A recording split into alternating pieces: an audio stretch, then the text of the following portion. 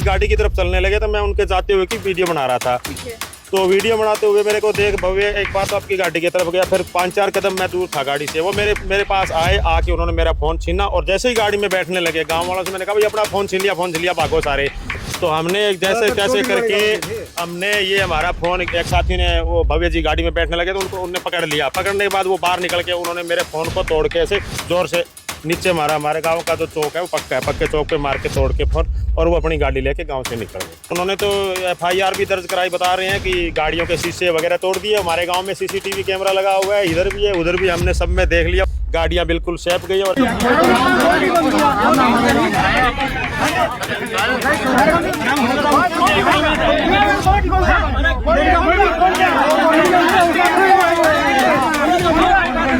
भाषण शुरू किया तो उन्होंने कहा भी मैंने इस गांव में 71 लाख रुपए लगा दिए।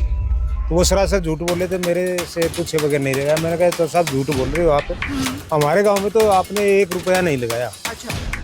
तो वो कहने छोड़ दिया उन्होंने भाषण और मेरे पास आ बोले जी मैं ऐसे नहीं कह रहा था, मैं यूँ कह रहा था मैंने आपके गाँव के लिए 70 लाख आगे के लिए मंजूर करा दिए। मैं बोला जी आप फिर झूठ बोल रहे हो।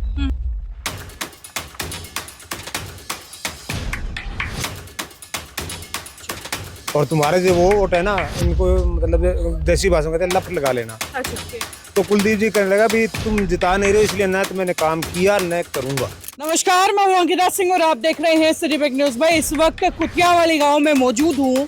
आदमपुर हलके का गांव है जहां से लगातार सुबह से ही खबरें वायरल हो रही थी कि इस गांव के अंदर जो है कुलदीप बिश्नोई, भव्य बिश्नोई पहुंचे थे और गांव के लोगों के साथ गहमा गहमी उनकी हुई थी। क्या कुछ बात थी और इस बात का अब अंतिम फैसला क्या हुआ है, गांव के लोगों ने क्या फैसला लिया है, जो मेरे साथ में आप देख सकते हैं कि पंचायत साइड में चल रही है। अब पंचायत का अंतिम फैसला क्या है और इस फैसले पर फूल चढ़े या नहीं चढ़े, वो तमाम सवाल हम पूछेंगे। फिलहाल जो है गांव के लोग और जो नजदीकी गांव के लोग मेरे साथ में मौजूद हैं। और सब शुरुआत से बताइएगा बात क्या हुई थी, क्या सिलसिला था, शुरुआत से बताइए। बात ऐसी थी जी, कुलदीप जी भव्य जी दोनों आए थे। ठीक है। हम सुनने के लिए खड़े थे। भव्य ने अपना भाषण दे दिया 2 मिनट 3 मिनट जो भी देना था। उसके बाद कुलदीप जी खड़े हुए, उन्होंने भाषण शुरू किया। ठीक है। भाषण शुरू किया तो उन्होंने कहा भी मैंने इस गांव में 71 लाख रुपए लगा दिए। ठीक। तो वो सरासर झूठ बोले थे, मेरे से पूछे बगैर नहीं लगाया। मैंने कहा तो साहब झूठ बोल रहे हो आप, हमारे गाँव में तो आपने 1 रुपया नहीं लगाया। अच्छा। तो वो कहने छोड़ दिया उन्होंने भाषण और मेरे पास आ बोले जी मैं ऐसे नहीं कह रहा था, मैं यूँ कह रहा था मैंने आपके गांव के लिए 70 लाख आगे के लिए मंजूर करा दिए। मैं बोला जी आप फिर झूठ बोल रहे हो, आप हमारे गांव से भेदभाव क्यों करते हो। 2.25 साल हो गया हम भव्य को MLA बने हुए, लेकिन आज तक आपने इस गांव में कोई काम नहीं किया। 1 रुपये 5 रुपए जो भी 1 ईंट भी नहीं लगाई। तो ये वो जो 70 लाख का वायदा था या जो दावा था वो गलत है? गलत था। ठीक है। तो उसकी वजह से मैंने फिर 2.25 साल का और रिकॉर्ड दे दिया कि भी आपने 2.25 साल में भी कुछ नहीं किया। तो वो कहने लगे कि भी आपने मेरे को कभी जिताया नहीं इस गांव से। तो मैंने कहा जी आप काम करो, जिता देंगे लोग। तो इसी दौरान एक लड़का था, वो कहने लगा जो हमेशा उनके वोटर रहे हुए थे।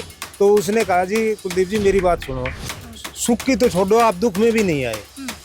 मेरे दादाजी को आप जानते हो, मेरा दादाजी गुजर गया, मेरा जवान चाचा गुजर गया और आप बैठने के लिए नहीं आए। तो उसने भव्य ने क्या कहा कि आपके 20 नौकरी लगाए हुए हैं हमारे।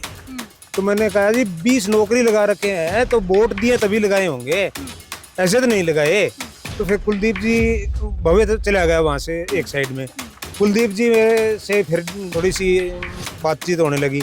तो कुलदीप जी को मैंने ये भी कहा था जी हमारा इरादा आपके न तो कोई बेइज्जती करने का है न कोई वोट की राजनीति का है, हम तो सिर्फ काम की पूछ रहे हैं जी, काम आप नहीं कर रहे, हमारे साथ भेदभाव कर रहे हैं। तो कुलदीप जी कहने लगा भी तुम जिता नहीं रहे हो इसलिए न तो मैंने काम किया न करूंगा। और तुम्हारे जो वो वोट है ना, इनको मतलब देसी भाषा में कहते हैं लफ लगा लेना। अच्छा। हाँ। तो गांव वालों भी सुन रहे थे, वो बोले काम ही नहीं करे तो हम वोट नहीं देंगे। तो ये बातें हुई थी। तभी पीछे से जब मनोज वीडियो बना रहा था तो भव्य इसके पास चले गया जी, इससे वो मोबाइल छीना, वो फटका तोड़ा, ये बात हुई थी। फिर दोनों बाप बेटे बैठे गाड़ी में चले। तो गांव वालों ने विरोध नहीं किया इस टाइम पे? क्या आप लोगों ने कहा कि फोन क्यों तोड़ा जा रहा है या क्यों छीना गया? उस टाइम क्या हुआ? कोई विरोध नहीं किया, बस खाली सवाल जवाब किए थे। उसके बाद जब मैं जैसे ही मैं वीडियो बना रहा था इनकी, तो उसके बाद सारी बातें चीतें होने के बाद जब भव्य अपनी गाड़ी की तरफ चलने लगे तो मैं उनके जाते हुए की वीडियो बना रहा था। तो वीडियो बनाते हुए मेरे को देख भव्य एक बार तो आपकी गाड़ी की तरफ गया, फिर 5-4 कदम मैं दूर था गाड़ी से, वो मेरे पास आए, आके उन्होंने मेरा फ़ोन छीना और जैसे ही गाड़ी में बैठने लगे गांव वालों से मैंने कहा भाई अपना फ़ोन छीन लिया भागो सारे। तो गाँव बंदे कितने थे, हम सारे 10-15 आदमी थे गाँव के। बाकी उनके साथ जो मतलब शरारती तत्व कुलदीप और भव्य के साथ ज़्यादा थे। तो हमने जैसे तैसे करके हमने ये हमारा फ़ोन, एक साथी ने वो भव्य जी गाड़ी में बैठने लगे तो उनने पकड़ लिया। पकड़ने के बाद वो बाहर निकल के उन्होंने मेरे फ़ोन को तोड़ के ऐसे ज़ोर से नीचे मारा। हमारे गांव का जो चौक है वो पक्का है, पक्के चौक पे मार के तोड़ के फ़ोन, और वो अपनी गाड़ी लेके गांव से निकल गए। ठीक है, और उसके बाद कुलदीप जी भी साथ साथ निकल गए? हाँ, दोनों साथ साथ निकले थे और उन्होंने तो FIR भी दर्ज कराई। बता रहे हैं कि गाड़ियों के शीशे वगैरह तोड़ दिए। हमारे गाँव में CCTV कैमरा लगा हुआ है, इधर भी है उधर भी, हमने सब में देख लिया। और एक हमारा साथी अनिल है, ये बालसमंद से आया था, इसने देखी थी गाड़ियां बिल्कुल सेफ गई। और एक करण सिंह मेला है बांडेडी का, वो भी ये रहे, तो इन्होंने भी देखा गाड़ियां बिल्कुल सेफ थी। तो गाड़ियां वहां से निकल गई। उसके बाद फिलहाल आज अब उसके बाद पंचायत भी हुई है, गांव के लोग भी यहाँ पर इकट्ठा हुए हैं। अब इस पंचायत के अंदर फैसला क्या लिया गया है? क्या कुलदीप जी यहाँ पर आएंगे? आज कौन मध्यस्थता करने के लिए कौन आया है? देखिए, रणधीर पनियार आए हैं नलवा से, उनको भेजा गया है। कुलदीप बिश्नोई के करीबी माने जाते हैं। हमारी जब पंचायत हो रही थी तो बीच में आए, उनको 10 मिनट के लिए इधर बैठाया गया और गांव ने सामूहिक तौर पर फैसला लिया कि कुलदीप बिश्नोई अगर जो माफी मांगे गए आकर के गांव में, जिस हिसाब से उन्होंने हरकत की है, तो उसकी अगर जो माफी मांगे तो किसान साथी हमेशा ही माफ करता है। और हम जानते हैं कि बातचीत से मसले भी हल होते हैं और किसान साथी बड़ा जल्दी समझौते भी करने को के लिए तैयार है। लेकिन इनको आपके माध्यम से हम चेतावनी देना चाहते हैं, चाहे किसी भी संगठन का आदमी हो, अगर सवाल जवाब पूछने पर ये भड़केंगे, हमारे किसी साथी को नुकसान करेंगे या उन पर पर्चा दर्ज करेंगे, तो उससे ये डरने वाले किसान साथी नहीं है। अब किसान साथियों ने, हर एक किसान साथी अपनी जिम्मेवारी समझ के अपने हकों के लिए आवाज उठानी सीख गए हैं। बिल्कुल, अगर काम करेंगे लोग, अगर सत्ता कांग्रेस की आती है तो हम तो कह रहे हैं भाई सवाल उनसे भी करेंगे, भाई आप हमारे लिए क्या कराओगे, फिर इनको दर्द क्यों हो रहा है? 10 साल सत्ता में है ये, तो ये बताओ आप, हमने ये विकास की है, ये क्यों गुस्सा हो रहे हैं? लेकिन हमको बताना चाहते हैं 750 किसानों की शहादत दी है हमने, हमारे वो आज भी दर्द है सीने में। शुभकर्ण साथी को गोली मारी है, जब एक्शन नहीं लिया, आज किसान दर दर की ठोकरें खाने के लिए मजबूर है।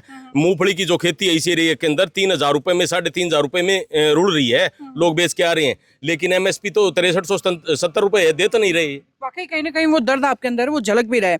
आज की मुद्दे पर आज वापस आते हैं। आज कुलदीप जी को अकेले बुलाया गया है या जो मौजूदा विधायक हैं हल्के के, उनको भी माफी मांगने के लिए साथ में बुलाया गया है? दोनों पिता पुत्र या फिर अकेले पिता को बुलाया? देखिए, कुलदीप का ही है जनाधार, तो देखो कुलदीप का ही है। ठीक है। और कुलदीप घर की अगर जो मैड आ जाती है नहीं तो उसमें फिर सारे ही आ जाते हैं। जी। तो कुलदीप बिश्नोई यहाँ आने के लिए रणधीर पनियार ने कहा है कि आपके बीच में अभी आएंगे, गांव की पंचायत बैठी है तो उसके अंदर वह माफी मांगेंगे उसकी जो हरकत की है साथी के साथ। जी। और जो मुकदमा दर्ज हुआ है उसको लेकर के क्या कुछ? देखिए, मुकदमे से हम डरने वाले नहीं है। मुकदमे अगर जो बना भी दिए तो तो भी हम नहीं डरेंगे। ठीक है।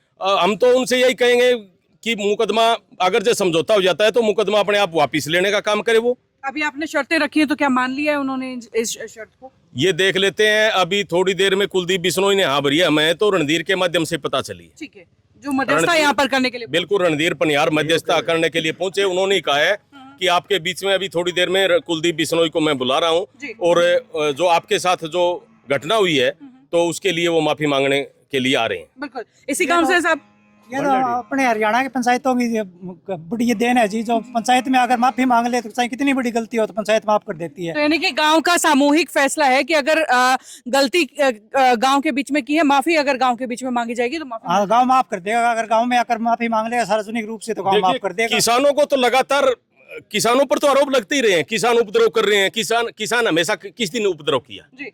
शांतिपूर्वक तरीके से आंदोलन लड़ा, चाहे वो दिल्ली का आंदोलन है, चाहे वो वहां पर बॉर्डर के ऊपर किसान बैठे हैं, लेकिन शांतिपूर्वक बैठे हैं किसान। तो ये बीच वाले लोग जो राजनीति करने वाले हैं, किसान संगठनों ने तो हमेशा भाईचारे की मिसाल दी है, लेकिन ये राजनीति वाले लोग 5 साल के अंदर जहर घोलने का काम करते हैं। ये भाईचारा, ये देखिए कुलदीप हिंदुस्तानी हमारे आदमपुर ब्लॉक के प्रधान है, ये बिश्नोई समाज से आते हैं, ये भी हमारे साथ है।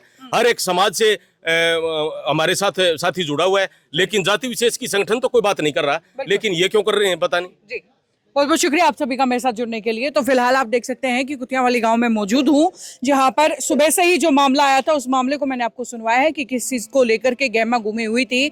गांव के लोगों ने सवाल जो है कुलदीप बिश्नोई से पूछा था और उन्होंने बदले में जो घटना हुई है वो मैंने आपको सुनवाई है। और आज अंतिम फैसला यही हुआ है कि कुलदीप बिश्नोई खुद आकर के पंचायत में माफी मांगे, कुतियावाली गाँव के लोगों से माफी मांगेंगे और यहाँ से माफ करके इस मामले को रफा दफा करके उन्हें भेजा जा सकेगा। खैर, ये अपडेट यहीं तक, लगातार जो है अपडेट्स का सिलसिला सिटी बिग न्यूज पर यूं ही जारी रहेगा। देखते रहिए सिटी बिग न्यूज। नमस्कार।